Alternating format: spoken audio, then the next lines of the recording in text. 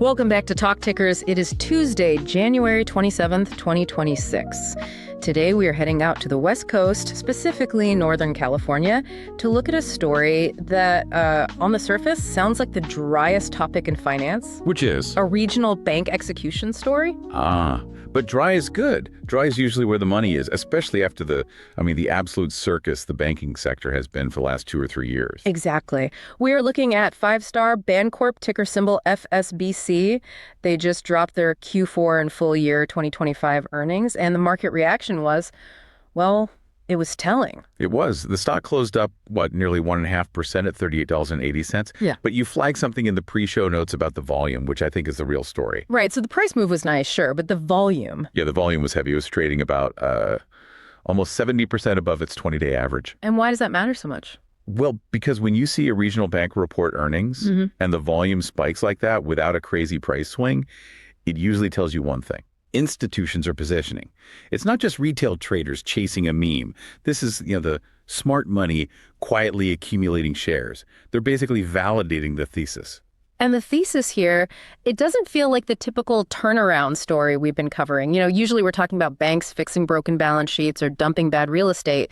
This is different. Completely different. This isn't a fix-a-job at all. This is what I'd call a compounder story. The theme here is organic growth, incredibly clean execution, and a very specific bet that high-touch human banking is going to win. Win against the digital-only trend. Exactly. And looking at these 2025 numbers, that bet is, it's really paying off. Well, let's get into those numbers. The headline, obviously, is the bottom line. Sheer 4 JAP earnings per share came in at 83 cents. Yeah, and the street was looking for something in the 76, maybe 77-cent range. So that's a comfortable beat. It is. And if you zoom out to the full year 2025, EPS hit $2.90. Which is up 28% year over year. Net income up 35%. And I want to pause on that for a second. Right. It's easy to gloss over percentages when we read these reports every single day. Right. But in a banking environment that has been incredibly difficult, fighting for deposits, worrying about rates, growing net income by 35%, that is a massive statement. And they back that statement up with cash. They raised the dividend. Finally, yes. This is their first dividend hike since April of 2023. They bumped it to 25 cents a share. Which signals what? Confidence. When a bank board approves a dividend hike, they aren't looking at the quarter they just finished. They're looking at the next 4, maybe 8 quarters. They are signaling, we think these earnings are durable. You don't raise a dividend if you think you're about to hit a wall. Okay, now I have to play devil's advocate here because I was looking at the data terminal this morning, and depending on which provider you use, you saw a red flag on revenue. The top line miss. Yeah. Some analysts projected, 42 million, and they came in around 40.6 million. If the growth is so good, why the miss there? It's a great question, and it's the kind of thing that scares a lot of retail investors. But here's the thing. In banking, revenue is a messy metric. It really depends on how you net out interest expenses. Okay. What the sophisticated investors care about is the net interest income and, more importantly, margin expansion. The market clearly ignored that top-line noise because the profitability metrics were stellar. Basically, they might have brought in a bit less total revenue, but they kept a lot more of it as profit. Okay, so the profits are up, but where is it coming from? Because usually when a bank grows this fast, they're either buying another bank or they're taking on, risky loans that nobody else wants. And 5 Star is claiming this is all organic. Which it is. It is organic. And this is really the core of the deep dive today. How do you grow loans by 15% and deposits by 18% in a single year without buying anyone? 18% deposit growth is the number that just stunned me. We spent the last 2 years talking about deposit flight. How are they getting money in the door when everyone else is bleeding? It's the people strategy. And I know that sounds like, corporate HR speak. Our people are our greatest asset. Exactly. But in this case, it's a specific mathematical arbitrage. In 2025, 5 Star went on a hiring spree. They hired 12 people in their business development vertical, including 10 very seasoned senior bankers. But hiring people is expensive. Oh, it is. These are not entry-level tellers. These are what you call lift-outs. You go to a competitor, maybe a big national bank or a regional rival that's distracted, and you find their top producer. You say, come to 5 Star, we'll pay you, and we'll give you the support to actually serve your clients. So they're Poaching. Aggressively. Mm. And the expectation is that these bankers don't show up alone. They bring their book. When a senior banker moves, especially in commercial banking, the clients often move with them. The client isn't loyal to the bank logo. They're loyal to the person, the guy or gal who answers the phone on a Friday afternoon when they need something. That's it.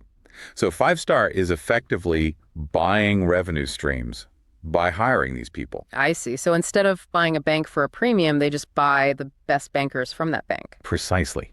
And they're deploying them strategically. They opened a new office in Walnut Creek, pushing right into the Bay Area. Walnut Creek is strategic. That's East Bay wealth right there. It is. It's a hub for business owners. Yeah. And they're also doubling down on verticals like agribusiness. Which is massive in Northern California, but also super risky if you don't know what you're doing. Huge and specialized. You can't service an ag client with a call center in another time zone. You need a banker who understands harvest cycles, water rights. So now they have about 42 of these business development professionals. The CEO was very clear on the call. This is the secret sauce. But going back to the cost, non-interest expenses were up. Salaries, benefits, that line item is heavier. Is there a point where the cost of the banker outweighs the business they bring in? There's a tipping point, sure, but they are nowhere near it. Just look at the efficiency ratio. It's sitting at roughly 40.6%. Contextualize that for us. What's good? For listeners who don't spend their lives staring at bank spreadsheets, anything under 50% is excellent. 40% is elite. It means for every dollar of revenue they bring in, they only spend about 40 cents to generate it. And that includes the cost of those expensive new bankers. It includes everything. Yeah. So even with this hiring spree, they are running incredibly lean, they're spending money to make money, and the math is definitely working. Let's pivot to the macro environment, because the Fed finally showed up to the party in late 2025. We got 2 rate cuts in Q4. Usually people worry that lower rates mean lower margins for banks. Right, because they earn less on their loans. But Five Star seems to be flipping that script. They are what you call asset sensitive in the best possible way. This is the second key pillar of the story. Their margins, their net interest margin, or NI, actually expanded to 3.66% in Q4. That's up 10 basis points from Q3. Okay, so rates go down and their margin goes up. Break down the mechanics there, because that feels counterintuitive. It's all about deposit costs and what they call beta. Yeah. When the Fed cuts rates, Five Star is very, very quick to lower the interest rate they pay on their deposits. Their cost of deposits fell 21 basis points. Wait, so they cut the interest they pay to customers, but the customers don't leave. And that goes right back to the relationship strategy. If you're at some digital bank just chasing the highest yield and the rate drops, you click a button and move your money, it's easy. Right. But if your entire business operating account is with Five Star because you love your banker in Walnut Creek, you aren't going to move your whole operation just because the rate dropped a quarter of a point. That stickiness lets them lower their costs faster than their loan yields drop. Which spreads the margin. Exactly. And that leads into the quality of the money they have. You called it swapping bad calories for good calories in the notes. I love a good diet analogy. Yeah, and looking at the funding mix is crucial here. Bad calories in banking are wholesale deposits, broker deposits, hot money. The stuff that leaves the second there's trouble. Or a better rate elsewhere. It's expensive and disloyal. Five Star reduced that hot money by $95 million in 2025. That's a 17% reduction. And a good calories? Core, non-wholesale deposits, Yeah. checking accounts, business savings, real operating accounts, those grew by $738 million. Wow. And this is so important for the risk profile. They aren't funding that 15% loan growth with volatile, expensive money. They're funding it with stable, cheaper core deposits. It de-risks the entire balance sheet. Speaking of risk, we have to talk about the loans themselves. I mean, you can grow a loan book by 15% pretty easily if you just lend to people who can't pay you back. Yeah. What does the credit quality look like? All right. Pristine. And I don't use that word lightly. Non-performing loans, NPLs, are sitting at 0.08%. 8 basis points. It's virtually zero. I did see a tiny blip, though. NPLs ticked up by about $1 million. Is that the start of something? Management addressed it directly on the call. It was attributed to 2 specific faith-based real estate loans. It wasn't systemic. It wasn't a sign that their office portfolio was crumbling or anything like that. It was just idiosyncratic. And what about the provision for credit losses, that $2.8 million expense in the quarter? Some people see a provision and they immediately think losses. Right, but you have to read the fine print. Yeah. Management made sure to clarify that they are reserving money primarily because the loan book is growing, not because the existing loans are going bad. That's a really important accounting distinction. You have to set aside cash when you make a new loan, regardless of how safe it is. Exactly. It's the CECL accounting standard. Growth creates a provision expense. It's a feature, not a bug of the system. Okay, so the bank is growing, it's profitable, credit is clean. But there was a moment on the call where management was surprisingly honest, maybe too honest, about the limits of this growth. The capital flag. The capital flag. Tell us about that. This is really important for anyone thinking of holding this stock long term.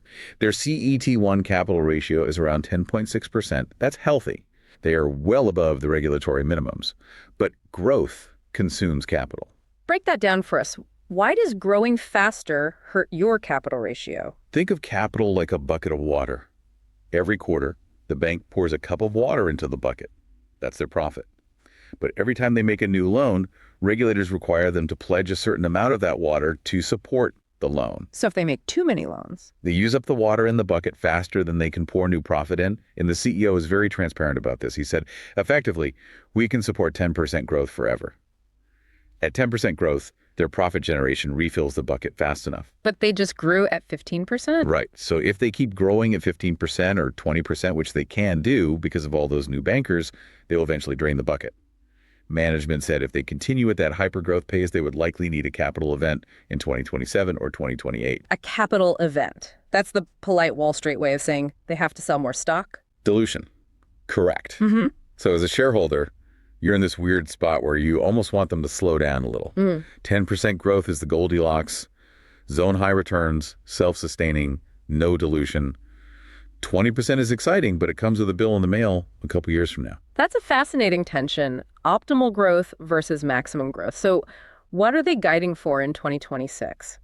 They're targeting roughly 10% loan and deposit growth. They're trying to hit that sweet spot, but the CEO admitted it's getting harder. He used a great phrase, said maintaining this percentage on a larger base is like throwing coal into the boiler. The machine is bigger, so you have to shovel harder just to maintain the same speed. Exactly. And there are headwinds. The biggest one they flagged was loan resets. This is the story of 2026 for the whole banking sector, but specifically for them. It is. They have a massive vintage of commercial loans they wrote back in 2021. They're 5-year fixed loans. They're all coming due or resetting this year. 2021, rates were at rock bottom. Exactly. These borrowers are sitting on loans with interest rates starting with a 4. Now they have to refinance. And even with the recent Fed cuts, they're likely looking at rates starting with a 6 or a 7. That is a massive payment shock. So the risk isn't just default. Default is one risk. But with credit this clean, the bigger risk for 5-star is actually payoffs. The borrower might say, I can't handle this, and just sell the property or pay off the loan with cash or go to a government agency to get a cheaper rate. Right. Management said they hope to keep 50% of these loans, which I have to say sounded kind of low to me, just half. It sounds low, but it's probably realistic. They know the customer's going to shop around. Yeah. And this is where that whole high-touch strategy faces its ultimate test. Right. Can that banker in Walnut Creek convince the client to stay with 5-star and pay 7%? Rather than jumping ship for a slightly better deal? It is the retention battle. And like you said, the Bay Area is a shark tank. They mentioned that competitor salaries have been bid up. Everyone is fighting for the same talent. It's trench warfare. So we have a bank that's executing perfectly, margins are expanding, but they're facing this gauntlet of resets and fierce competition. Yep. Which brings us to our favorite segment of the deep dive. The disclaimer segment. The This Is Not Financial Advice segment, where we take the themes of the call and construct a trade idea that is, let's call it narrative-driven. And strictly for entertainment purposes only. Of course. Today, we're looking at what I'm calling the Bay Area headhunter pair trade. All right, I like it. Let's hear it. So the long is obvious, 5-Star Bancorp, FSBC. The short is a basket of digital-only neobanks or fintechs that have zero physical footprint. Okay, I see the angle. It's the man versus machine trade. Precisely. Here's the thesis. We are entering 2026. Rates are coming down, but those loan resets we just talked about are hitting borrowers hard. Small business owners are confused. They're stressed about their payments jumping. And when you're stressed about your commercial mortgage doubling, the last thing you want to do is talk to an AI chatbot. You want a human. You want the guy who knows your business, who can walk you through the options. 5-Star is aggressively hiring the fixers, the humans, the fintechs. They are firing support staff to try and boost their margins with AI. So the catalyst is the confusion from the reset cycle. 5-Star wins the retention battle because they have that high-touch moat. The app-based banks bleed clients because there's no one to hold their hand through the pain. That's the trade. In a crisis of complexity, the handshake beats the algorithm. It's plausible. Outrageous, maybe, given the valuation differences, but it is plausible. If the soft landing gets a little bumpy, people will absolutely pay a premium for service. And again, that is absolutely not financial advice. Do your own diligence. Don't call us if you lose money on it. Please don't. So let's bring it all home. What is the one thing the listener needs to take away from this report? 5-Star is a compounder. They delivered a clean beat and raise quarter. Margins are expanding. Credit is pristine. But the real story here is that they are proving there is still massive value in the old school model of banking. While everyone else zigs toward digital, they're zagging toward people. And right now, the market is rewarding that zag. Sometimes the old ways are the best ways. You just have to execute them well. A fascinating look at a quiet winter in Northern California. Thanks for deep diving with us. See you next time. Keep watching the tape.